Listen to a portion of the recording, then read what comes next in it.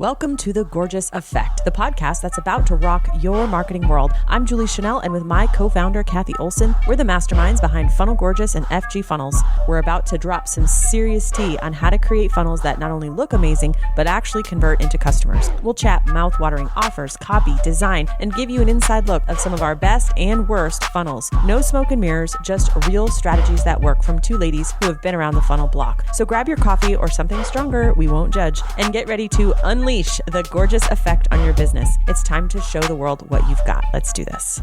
Hey everyone, this is Julie and Cathy. We're back today with another episode of The Gorgeous Effect. And today we're talking about the offer that gets away, meaning the idea that you thought was brilliant and amazing didn't sell. It's a big old womp, womp, womp. I don't know. I feel like this is like the question that everybody wants to know. Like, how do I know my offer will sell? I think about Disney World when they're like planning rides and how much money they spend. And then they open it to the public to see like, is it going to be a hit or not? Can you imagine the pressure? Yes, but don't act like they just throw stuff out there without doing No, all the obviously. research. I mean, like, well, it's funny because my first instinct when you ask that question, how do you know it will sell, is the answer is you don't. Like, Exactly. you know, like you never really do. And so it's like, how much do you hedge your bets? How quickly do you validate? How do you get it out there? Because like there's zero. And I even feel like this when we do Launch Gorgeous and people are like, is this a good idea? And I always want to go, I don't know, like not like in a bad way, but it's like we have, our like what we've seen in the market, right? We have Yeah. our own experiences with what people want. Mhm. But it's always kind of an educated guess. Yeah, for So sure. even when we launch stuff, it's not like this is going to do well. Like we'll have a feeling, but I want to unpack how can you possibly build whatever systems in place, or what can you like pre-launch, or how can you put information out there to like get it as close as possible to selling so that you don't waste your time. Because we understand, nobody wants to waste their time building something Yeah. that doesn't sell. Well, at least we're not Disney World where we have to spend a bajillion dollars and then discover it. So we have a Yeah, I distinct mean, advantage. you're absolutely right. Even with all of their stuff still fails. They still get haters. Even they launched something like, they just came out with the movie, the Snow White movie, and everyone like everyone's all Exactly. up in arms, right? So yeah, even multi-bajillion dollar companies Don't get it right fail. with They all fall their on their butts. butts. Yeah. Absolutely. So don't feel bad if you've Don't launched something in the past. Like at least you weren't Disney and you didn't lose millions of dollars. crazy. It's crazy. So we have an advantage because obviously as digital marketers, online marketers, we don't have to spend that much money. But I want to, caveat that by saying you might still spend 5, 10, 15, $20,000 to get an offer out the door. And so that is a lot of money to an individual. And so it can feel like the stakes are Disney level high, even though the dollar amount is different. So we want to mitigate that feeling as much as possible with the big giant disclaimer that Cathy started out with, which is we don't actually really know until we send it out there. So Yeah, we, how we make can as educated of a guess as we as we possibly can. can. Yeah. For sure. Okay, so there are trends in the market, and we've seen a trend away from what used to work really well. Like when we first kind of saw these funnels exploding through Facebook ads and stuff, there was this idea of like an irresistible offer was an offer that had so many things in it, and it was just like the more that was in it, the better, the more irresistible, the better deal that you got. We're really moving away from that because there's so much information overwhelm. Now people want custom, personalized, don't tell me anything except exactly what I need to know. So we're seeing that with transformation based offers that promise before you have this product, you're here. After you have this product, you're here. And we're giving you nothing but what you need to get from point A to point B. So bundles and things like that are not doing as well. Um, just like giving you a bajillion things because like we're inundated with information. So that's one thing that we can share with you. Less is more for sure. Yeah, that's really interesting too, because it's sometimes people are like, am I teaching the right thing? And sometimes that's not the question. Are you teaching it the right way? Are you, Yeah. is it the correct container? Is it the correct price point? Is it the correct, awareness level, right? Like, are you actually just having the right offer and putting it in front of the wrong people, right? So like there's all these things you have to think about, but that's something I think is really an important distinction is like, how are you teaching the information and looking at how Right. people want to learn that information? Because I've heard so many people that like they have this idea of how they want to teach it. Like, I want to do, audio and visual, and then like their people are want it written or whatever, or vice versa. Like they want to just read stuff. I had this whole conversation with someone in the ads for Launch Gorgeous about webinars, and they're like, I hate webinars, so I'm not going to teach one. And I'm like, okay, cool. So you just don't want to like actually help most of the people because 60% of people are visual and auditory. So you want to throw out a PDF with all the information. Great for you, but like, what about all those people that you're alienating? So it's like, there's, it's really interesting. I think this is one of the biggest problems I see is that people get tied to what they want it to look like and or like how they want to serve it out. And that Mhm. is probably the biggest indicator that you won't like that I think your offer won't succeed if you're not open and you're not listening. Do you Right. agree with that? Exactly. Yeah, for sure. For sure. And so it kind of ties back to what we just said before, as I was, suggesting that information overwhelm and it matters how you teach it. If you're stuck on a particular, like, I want a membership or I want to do it this way or that way, you are tying yourself to what you want versus how the customer needs the problem solved. And so I feel like a broken record when I say this. I feel like I say this every episode of every podcast and every teaching I do is that the number one way to know that your offer will sell is to tie your offer to a problem. It is the single most effective way to know something will sell. And, I have had a lot of luck with selling things and kind of intuitively knowing if something is going to sell.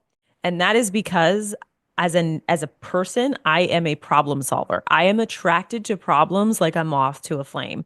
And there's a downside to this part of my personality, and that is I get myself in all kinds of situations where I'm responsible for problems that were not mine, that I did not create. It's classic first daughter people pleaser personality. But the upside is that I am always solving problems and looking for problems to solve. And so when I have ideas for products, it's almost always generated by, man, this is a big problem. I need to solve this. And without fail, if I take that approach, almost always the offer sells because that's how I came up with the idea in the first place. So you mentioned that everyone, like you keep having to say this all the time. And so All the like time. we're up against something in human nature that is not wanting to solve problems or like, right? Like, or something like, It's so yeah, like I, what is it that is making us not problem focused and wanting to focus on doing and like being and not solving? Does it, that, It's not, yeah, it's not that people aren't problem focused. It's that they're focused on their problems, their own problems, right? I need money. I need to feel like I have meaning in my life. I need a business model that's going to free up more time. I need cash flow. I need profit margin. Right? So we're very focused on what our problem is. And so we think to ourselves, I have a problem. I need money. I'm going to build a membership. I want to solve my problem. That's what Exactly. you're And I'm saying. not and I'm not suggesting that if you think this way you're selfish, because I think all of us act this way to some extent. In fact, everything about how I started my business was driven by my problems. I needed money so I could support my kids. So it's not like I'm not making a moral judgment about this. I'm just saying what happens is, okay, great. You have a problem. You need money. Okay. The moment of pause, at that moment, is when instead of jumping to the idea of how to solve your problem, you have to tap into something different, which is takes a little bit of practice. Some people call it empathy, some people call it jumping in someone else's shoes. But at that moment, the actual answer to your problem of needing money is being able to solve somebody else's problem. So you have to step outside yourself and you have to go find other people's problems that are painful to solve and become really freaking good at solving them. And then the money will follow and you will solve your problem by solving other people's problems. I mean, it kind of sounds like I'm preaching a sermon right now, but that's kind No, of the no, but point. this obviously is a problem. So this is why we need to talk about it. It's exactly what I do with design. Like you're making me realize like this is what I try to teach when like people ask me so much about like how did you come up with that, or why did you bold that, or why did you underline that, or why did you break that apart? And I'm like, because I'm seeing it through their eyeballs and I'm solving the problem of getting the message across. So I look at it from their perspective. I say, how would I need this message? How can Right. I make this more clear?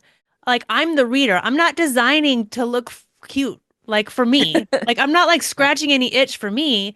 I'm solving a problem that they have a message that they need, relayed. They need understood, because if they don't understand it, they're not going to buy, right? Exactly. So Yeah. like ultimately understanding clarity is my big focus. And when I lose that focus is when when things Is start to when things knock. go sideways. Yeah, exactly. Like when I start to design things overly designed for me, then that's when, when I lose my the eye on the prize, right? And so that is exactly how I think of design. I think of it from Yeah. their perspective, and I think if I were this person with this problem, what would I need to know, hear, think, feel, smell, whatever, right? Like I Yeah. I I try to really embody that person. So it makes 100% sense is what you're saying with offer, with copy, with design. All of those things have to be solving problems Yeah. from their So, perspective. okay, so let's assume that you've done all that work, right? And because I started this episode by saying like the why some ideas don't sell, even if even if they're brilliant.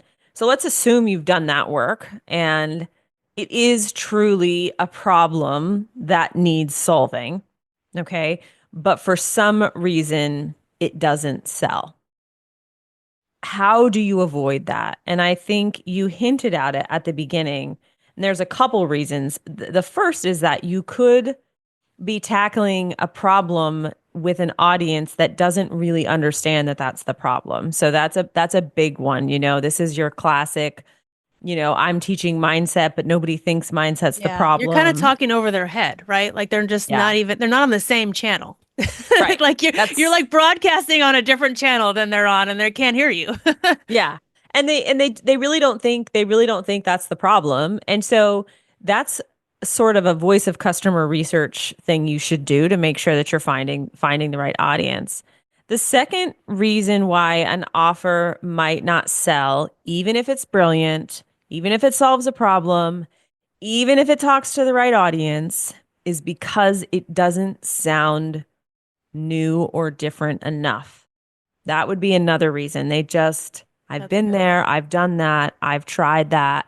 And that is the sort of USP, unique selling proposition, the new opportunity piece that you have to learn how to do as a marketer that will help something sell. Because you can see two offers and one will sell like crazy and the other won't. And it's really just this position and the Yeah. way you're talking about it so that it feels like something new.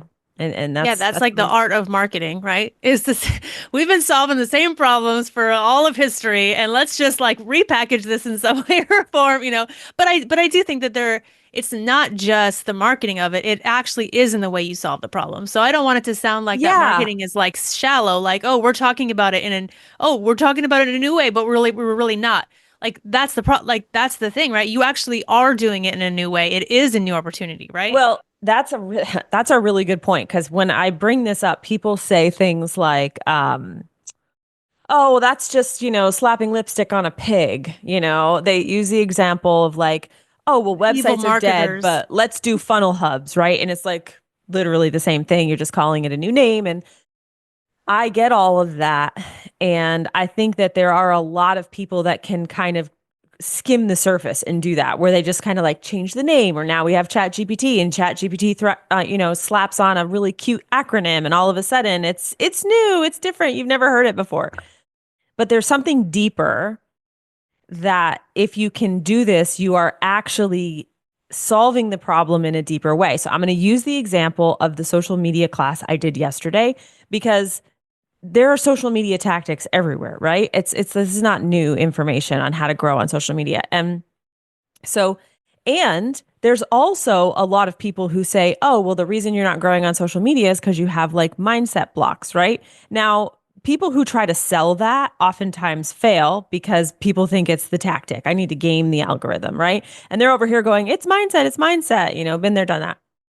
I recognize that it's mindset, but I have to actually create a paradigm shift for my customer. And if I can do that, and they actually shift their belief in their brain, now it does feel new. And so I wasn't teaching anything new, but the way I was explaining it and teaching it was allowing those barriers to come down. And so kind of like the second brain presentation that I created. Same thing. I'm not teaching anything new, and I'm not even trying to bait and switch people that it's something new when it's not, but I am teaching a paradigm shift that creates an aha that is new and allows the actual learning to happen.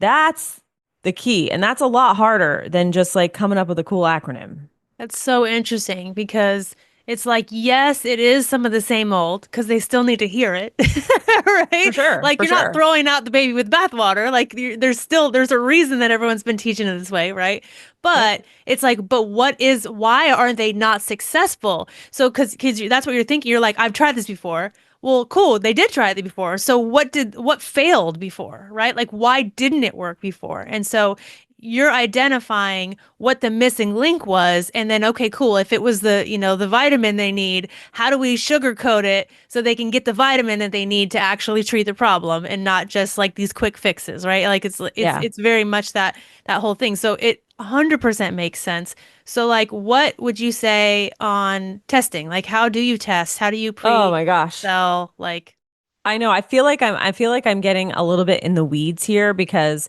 I'm like kind of going down the rabbit hole. But there is this book, and I've mentioned it a couple times before, and it's called Surfaces and Essences: Analogy as the Fuel and Fire of Thinking. Really good book. But giving people paradigm shifts and helping them think an offer is a new way of looking at it really does boil down to analogy. And when you can start to teach in analogies, they have that sort of aha. So to answer your question, how do you do this? Honestly, if you can pre-sell products, this is the best way to test your theories. So there's a couple ways to do it. We're in the middle of our launch right now for Launch Gorgeous. You can do a webinar presentation and practice that belief shifting, all that paradigm shifting in the content of the webinar, and then build it as you go. You can do little pilot focus groups, which is what we did with the second brain. It was completely free, and then we charged for the replay afterwards. You need to get your ideas in the hands of people who need it. You can't just like build this stuff in a vacuum because you'll never know if it works unless you actually transfer it to a human and they have the same aha you had. And so I think that's one of the big reasons why um, building products before you sell them is so dangerous. Caveat, if you've done it many times before with clients and yourself, then yes, feel free to go build it and then sell it. But if you haven't, you really have to kind of test that idea in the fire a little bit.